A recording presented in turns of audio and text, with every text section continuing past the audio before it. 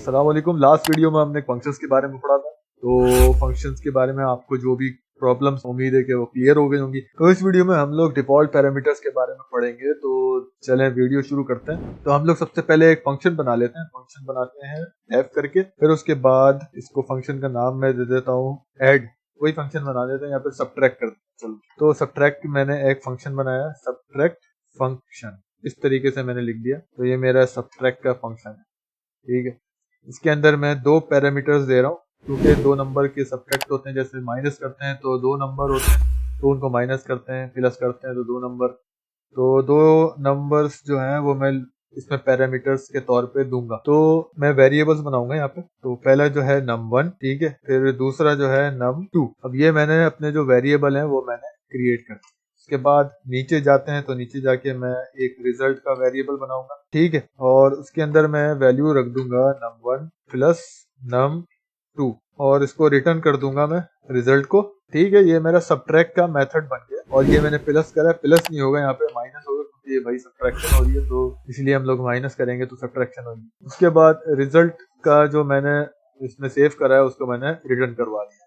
यहाँ तक तो कहानी बिल्कुल सेट है। अब क्या करना है, तो ये दूसरा तरीका, इस तरीके से भी होता है रिटर्न। अगर आप लिखें ना तो इस तरीके से भी हो जाता है, लेकिन मुझे वही तरीका ज्यादा बेहतर लगता है, तो मैं उस तरीके से ही करता हूँ। तो मैं वही वापस कर देता हूँ, जो हुआ हुआ था, जो मेथड मैंने करा था उसी चीज को वापस लिख देते हैं। तो ये तरीका मुझे सही लगता है। आपको वो बेहतर लगता है तो आप वो कर लें, इसमें कोई मसला नहीं है, काम एक ही होगा। तो अब ये चीज तो मैंने कर दी। अब समझना क्या है, इसमें समझना है कि डिफॉल्ट पैरामीटर्स क्या होते हैं। तो डिफॉल्ट पैरामीटर्स ये होते हैं कि मैं जब ये जो मैंने पैरामीटर्स दिए, ये क्या है, पैरामीटर है, तो इसमें मैं एक डिफॉल्ट वैल्यू दे देता हूँ, सिंपल। तो मैं यहाँ पे डिफॉल्ट वैल्यू दे देता हूँ 4, ठीक है जी।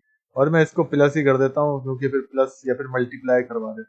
मल्टीप्लाई फंक्शन लिख देता हूँ मैं, मल्टीप्लाई लगा देते हैं, क्योंकि जब सब्ट्रैक्शन कर रहे होते हैं तो कोई ना कोई मसला आ जाता है, नेगेटिव वैल्यू आ जाती है, तो इसलिए मैं इसको मल्टीप्लाई लगा रहा हूँ। तो कोई मसला नहीं है, सब्ट्रैक्शन का मेथड भी बन सकता है, लेकिन अभी समझाने की हद तक ही तो मैं मल्टीप्लाई पे ही काम करूंगा। अब मैंने ये पहले जो वेरिएबल था, वापस आते हैं उसी पे। तो वेरिएबल था num1, उसमें मैंने एक डिफॉल्ट वैल्यू दे दी 4। दूसरे वेरिएबल में भी डिफॉल्ट वैल्यू दे दूंगा मैं 5 दे देता हूँ।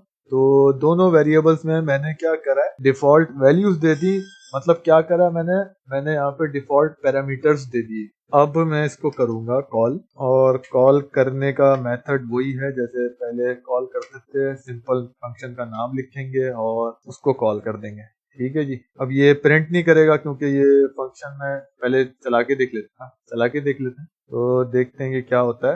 हाँ, तो प्रिंट नहीं करेगा, क्यों? क्योंकि वो प्रिंट की मैंने नहीं लगाई, तो फंक्शन प्रिंट का फंक्शन नहीं लगाया। प्रिंट का फंक्शन लगाऊंगा तो फिर ये प्रिंट कर देगा, प्रिंट करेगा। तो अब देखते हैं कि क्या आएगा आंसर। तो इसने मुझे क्या दिया है यहाँ पे आंसर, 20 आंसर दे दिया। मतलब 4 5 जा 20, इसने 4 5 जा 20 करा, रिजल्ट में रखा और मुझे वो फंक्शन में दे दिया। अब मैंने यहाँ पे कोई पैरामीटर्स ही नहीं दिए। याद है लास्ट वीडियो में हमने क्या देखा था? अगर फंक्शन से रिलेटेड आपने वीडियो नहीं देखी, प्रीवियस वीडियो, तो उसमें मैंने ये बताया था कि अगर आप यहाँ पे पैरामीटर्स नहीं देंगे तो क्या होगा, ये एरर दे देगा। लेकिन अब यहाँ पे क्या हुआ, इसने एरर नहीं दिया मुझे, बल्कि इसने प्रोग्राम चला दिया। क्यों ऐसा क्यों हुआ? क्योंकि मैंने यहाँ पे डिफॉल्ट वैल्यूज दी हुई थी, मैंने डिफॉल्ट पैरामीटर्स दिए थे। तो कभी कभार ऐसा होता है प्रोग्राम में कि आपको डिफॉल्ट वैल्यू देनी पड़ती है, कि कभी जो वेरिएबल है उसमें वैल्यू नहीं आई। जैसे अभी वैल्यू नहीं दी मैंने, तो क्या करे वो अपनी तरफ से जो मैंने डिफॉल्ट वैल्यूज दी हैं उसको ले जाके और प्रिंट कर दे और मल्टीप्लाई कर दे, जो भी करेगा वो फंक्शन में, वो फंक्शन परफॉर्म करके और मुझे रिजल्ट शो कर दे। लेकिन अब फॉर एग्जांपल मैं यहाँ पे वैल्यू दे देता हूँ, जैसे कि मैं यहाँ पे 2 दे देता हूँ और 6 दे देता हूँ। अब अगर मैं ये देखूं कि ये क्या बनेगा, तो 2 6 12 होता है वैसे तो। अगर मैं देखूं तो मल्टीप्लाई जब मैं करूंगा इन दोनों को, तो 2 6 12 आंसर आएगा। तो इसको चला के देखते हैं कि आंसर क्या आता है। अभी भी 20 आएगा, ये 12 आएगा। तो देखें, अब जो क्लियर कर देता हूँ ताकि ऊपर लिखा हुआ है। तो अब जो मेरे पास आया है आंसर वो है 12। तो इसने 12 आंसर दे दिया। डिफॉल्ट वैल्यू से क्या हुआ कि हमारा प्रोग्राम जो है वो टर्मिनेट नहीं हुआ, वो एबनॉर्मल बिहेव नहीं करा उसने कि आपने वैल्यूज नहीं दी तो मैं नहीं चल रहा, ये नहीं कहा उसने चला दिया। और मैं इस तरीके से भी कर सकता हूँ कि मैं एक वैल्यू नहीं दूं, एक वैल्यू दे दूं, तो जब भी ये प्रोग्राम चल जाएगा। तो क्या बना दिया उसने, 2 5 10। तो डिफॉल्ट वैल्यूज जो है वो ऐसे काम करती हैं पाइथन में। तो डिफॉल्ट पैरामीटर्स ऐसे काम करते हैं पाइथन में। तो इसके बाद जो नेक्स्ट चीज़ है वो है पाइथन कीवर्ड आर्गुमेंट्स। तो ये क्या होते हैं ये देख लेते हैं, पहले इसको क्लियर कर देते हैं और फिर देखते हैं। तो इसमें सबसे पहले मैं एक नया फंक्शन क्रिएट कर देता हूँ, डिवाइड का एक फंक्शन बना रहा हूँ मैं। तो मैं फंक्शन भी सिंपल से बना रहा हूँ ताकि जो चीज़ है समझने की वो समझ में आ जाए। तो ये नहीं हो कि आप फंक्शन पे ही ध्यान देंगे यहाँ पे हो क्या रहा है और वो जो चीज़ समझानी है वो समझ में नहीं है। तो डिवाइड फंक्शन में जब डिवाइड करते हैं तो भी 2 नंबर होते हैं, तो मैं यहाँ पे num1 लिखूंगा पहला नंबर, और दूसरा नंबर जो है वो num2।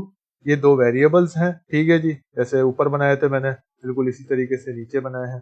2 वेरिएबल्स हैं, डिवाइड का फंक्शन है, डिवाइड फंक्शन नाम है इसका, और डेफ मैंने लिखा है जो कि फंक्शन बना देता है मेरा। इसके बाद नीचे जाऊंगा तो इसको क्या कर दूंगा, रिजल्ट, ठीक है। और रिजल्ट में आगे मैं लिख देता हूँ num1 डिवाइडेड बाय num2, ठीक है जी।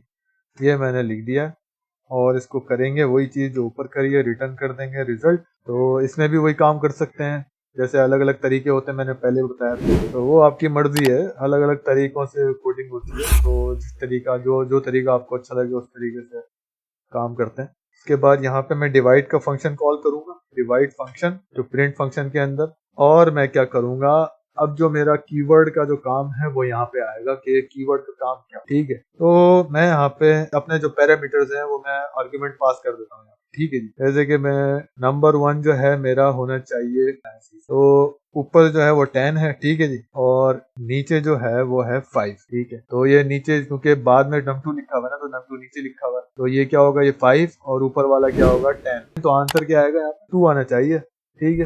तो चलाता हूँ मैं, देखता हूँ कि क्या आंसर आएगा। या मैं एक काम करता हूँ, इसमें लिख देता हूँ ताकि ये समझ में आए कि ये जो फंक्शन है ये अलग है और ये अलग है, ठीक है जी। तो दिस इज मल्टीप्लाई, ठीक है। और नीचे लिख देते हैं दिस इज डिवाइड, या मैं ये लिख देता हूँ दिस इज डिफॉल्ट। इसमें लिख देते हैं दिस इज डिफॉल्ट फंक्शन, और नीचे लिख देते हैं दिस इज कीवर्ड पैरामीटर्स। जो मेरा जो टॉपिक है वही मैंने लिख दिया, ठीक है। अब मैं इसको रन करूंगा तो देखते हैं, जरा क्लियर कर देते हैं पहले, फिर उसके बाद देखते हैं कि क्या रिजल्ट आता है। 2 नंबर दिया है नीचे, ठीक है। दिस इज कीवर्ड में जो नीचे वाला जो है, ये वाला जो फंक्शन है, इसमें क्या रिटर्न करा है मुझे, इसमें 2। तो फॉर एग्जांपल अभी तो मुझे इसने 2 रिटर्न करा है, लेकिन मैं फर्ज करें कि मैं पहले दे देता हूँ 5 और बाद में मैं दे देता हूँ 10, ठीक है जी।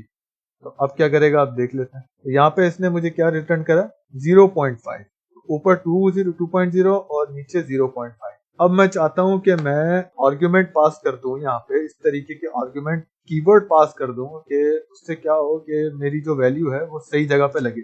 जैसे मुझे 2 आंसर ही चाहिए, 2.0 वाला आंसर चाहिए मुझे, 0.5 आंसर नहीं चाहिए।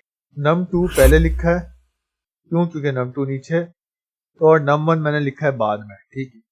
अब कीवर्ड पैरामीटर्स, कीवर्ड आर्गुमेंट्स क्या करेंगे, कीवर्ड आर्गुमेंट्स क्या करेंगे कि ये जो num2 है इसकी वैल्यू ये 5 ही रखेंगे, और num1 जो है इसकी वैल्यू 10 रखेंगे।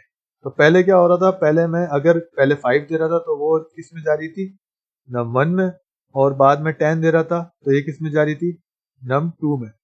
लेकिन अब क्योंकि मैंने ये कीवर्ड इस्तेमाल करे हैं तो इससे क्या फायदा होगा कि मैं 5 रखूंगा तो वो num2 में ही जाएगी, और मैं num1 में 10 दे दूंगा तो ये num1 में ही जाएगी, num1 में ही वैल्यू जाएगी, तो ये num1 में वैल्यू जाएगी। तो मैं यहाँ से चला देता हूँ, और मैं रन करने के बाद मैंने देखा तो यहाँ पे आंसर जो आया मेरे पास 2 आया, जो कि मुझे रिक्वायर्ड आंसर था, मुझे चाहिए था, यही आंसर चाहिए था और वही आंसर आ गया, ठीक है जी। तो डिफॉल्ट पैरामीटर्स और कीवर्ड आर्गुमेंट्स के बारे में आपको मैंने जो डिटेल्स दी है वो आपको मैं उम्मीद करता हूँ कि सही से समझ में आ गई होंगी सारी चीजें। और अगर कोई चीज मिस हो गई है, समझ में नहीं आई है, या फिर तो आप कमेंट्स करके पूछ सकते हैं। और वीडियो अच्छी लगी तो वीडियो को लाइक करें, चैनल को सब्सक्राइब करें अगर चैनल को सब्सक्राइब नहीं किया है। तो मिलते हैं नेक्स्ट वीडियो में।